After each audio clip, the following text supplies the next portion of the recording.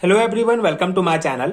आज हम इस वीडियो में लिक्विड स्टेट केमिस्ट्री यूनिट का एक इंपॉर्टेंट कॉन्सेप्ट डिस्कस करेंगे, that is structure of liquid. So liquids के स्ट्रक्चर को बताने के लिए बहुत सारे वैज्ञानिकों ने टाइम टाइम पर अपने थ्योरी प्रस्तुत किए। तो उन्हीं में से आज हम तीन इंपॉर्टेंट थ्योरी के बारे में डिटेल में डिस्कस करेंगे।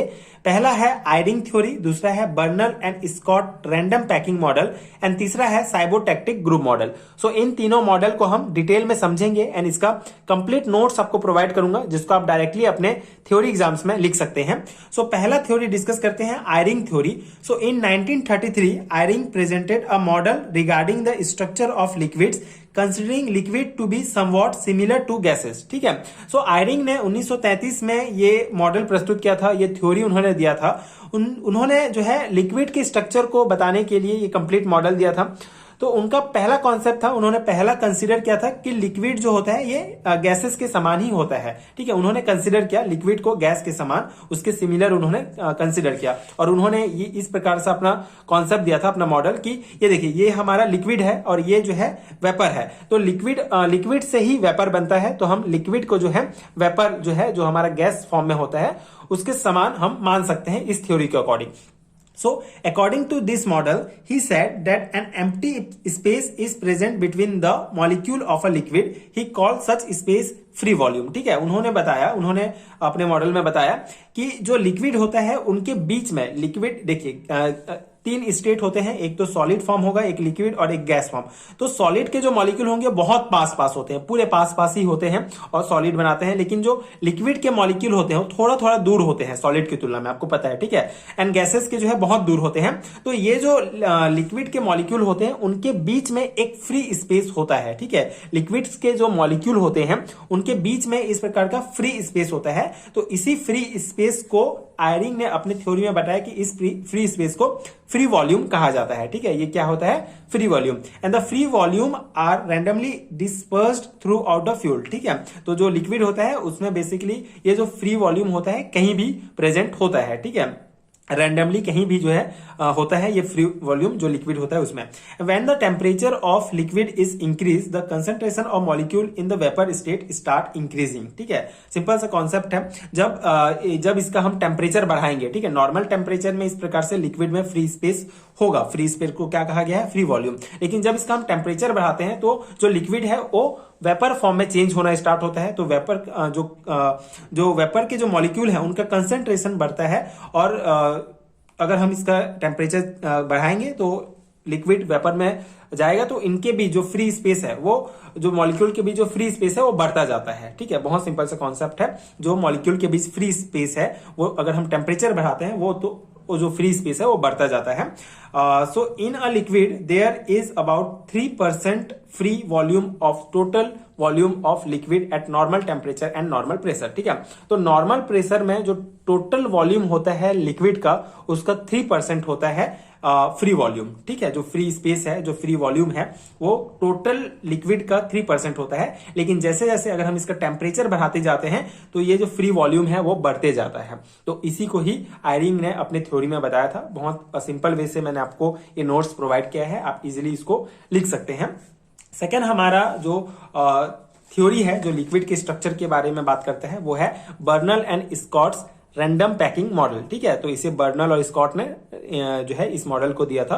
तो according to this theory structure of liquid are less regular than crystalline solid, more ordered and closer to the structure of gases. ठीक है, सिंपल सा कॉन्सेप्ट है। इस थ्योरी के अनुसार जो लिक्विड का जो स्ट्रक्चर होता है वो सॉलिड, क्रिस्टलाइन सॉलिड की तरह नहीं होता है। ठीक है, उससे कम रेगुलर होता है या फिर कम जमा हुआ होता है। जैसे यहां पे आप देख सकते हैं ये है सॉलिड के स्ट्रक्चर, जहां पे आप देख सकते हैं मॉलिक्यूल जो है बहुत पास है, एंड ये लिक्विड के स्ट्रक्चर है जिसमें मॉलिक्यूल थोड़े दूर है, एंड गैस के स्ट्रक्चर में जो मॉलिक्यूल होंगे वो बहुत दूर होते हैं। तो जो लिक्विड का जो स्ट्रक्चर होता है वो इससे जो सॉलिड के स्ट्रक्चर है उससे लेस रेगुलर होता है, एंड किसके जो गैस के जो स्ट्रक्चर है उसके समान ही होता है, ठीक है। बेसिकली इसके मॉलिक्यूल गैस की तुलना में थोड़े पास होते हैं।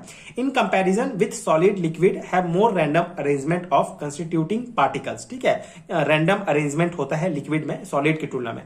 जो सॉलिड है उसमें जो है पूरा ऑर्डर फॉर्म में ये मॉलिक्यूल होते हैं, और इसमें जो है रैंडमली कहीं भी मॉलिक्यूल प्रेजेंट होते हैं, क्योंकि इनके बीच फ्री वॉल्यूम होता है, फ्री स्पेस होता है लिक्विड्स के मॉलिक्यूल्स के बीच, इसीलिए ये थोड़े से रैंडमली कहीं भी होते हैं, ठीक है।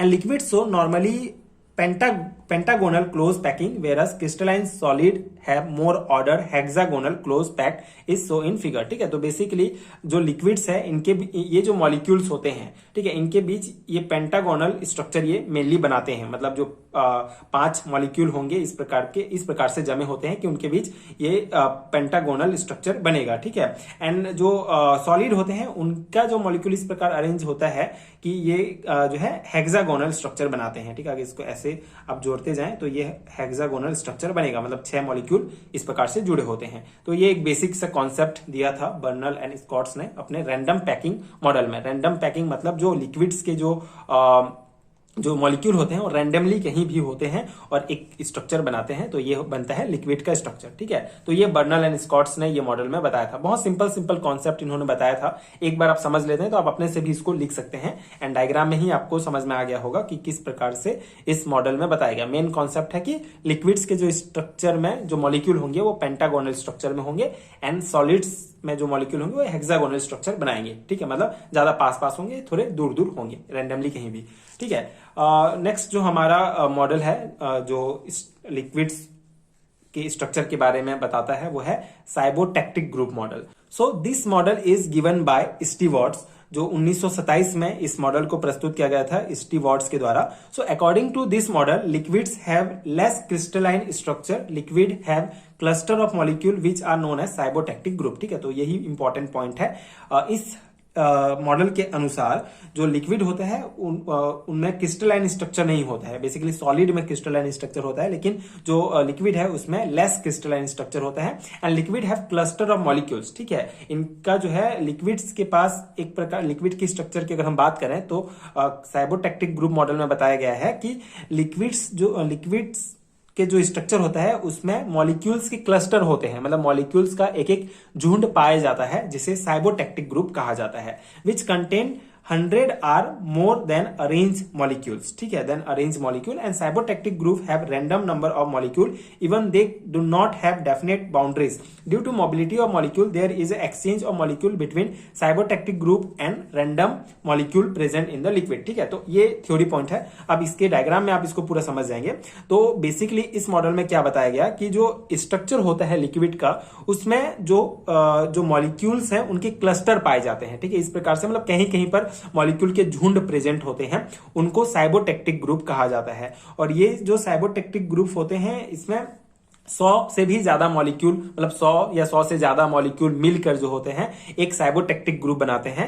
एंड इसमें कोई एकदम बाउंड्री नहीं होता है कि ये बाउंड्री है और इसके अंदर में ही पूरे 100 मॉलिक्यूल पाए जाएंगे और ये साइबोटैक्टिक ग्रुप होगा, ऐसा नहीं होता है। कोई बाउंड्री नहीं होता है।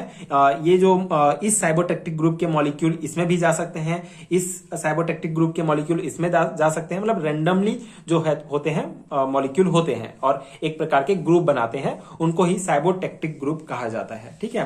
तो ये बेसिक सा कॉन्सेप्ट है। साइबोटैक्टिक ग्रुप मॉडल में यही बताया गया कि लिक्विड के स्ट्रक्चर में मॉलिक्यूल्स जो होते हैं क्लस्टर्स, मॉलिक्यूल्स के क्लस्टर पाए जाते हैं कहीं कहीं पर, जिसमें बहुत सारे मॉलिक्यूल्स मिलकर एक साइबोटैक्टिक ग्रुप बनाते हैं। और ये मॉलिक्यूल्स जो होते हैं एक किसी स्पेसिफिक बाउंड्रीज में नहीं होते हैं, डेफिनेट बाउंड्री नहीं होता है, बल्कि मतलब रैंडमली मॉलिक्यूल होते हैं। रैंडम मॉलिक्यूल कहीं भी किसी साइबोटैक्टिक ग्रुप से किसी दूसरे में भी आराम से जा सकते हैं।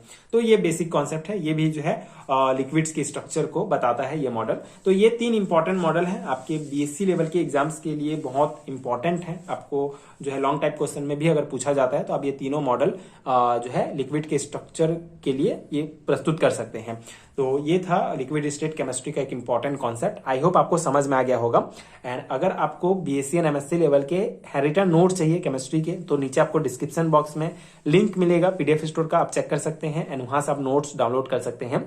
इसके अलावा स्क्रीन पर दिख रहे नंबर पर आप मुझे पेड हैंडरिटन नोट्स के लिए डायरेक्ट कॉन्टैक्ट कर सकते हैं। And liquid state chemistry unit के अगर आपको और वीडियोस देखने हैं तो उसके प्लेलिस्ट का लिंक भी आपको नीचे डिस्क्रिप्शन बॉक्स में मिल जाएगा, आप चेक कर सकते हैं, या चैनल में भी आप चेक कर सकते हैं, आपको सभी वीडियोस मिल जाएंगे। सो अगर वीडियो हेल्पफुल है तो आगे की वीडियोस देखने के लिए प्लीज चैनल के साथ जुड़े रहिए। Thank you so much for watching.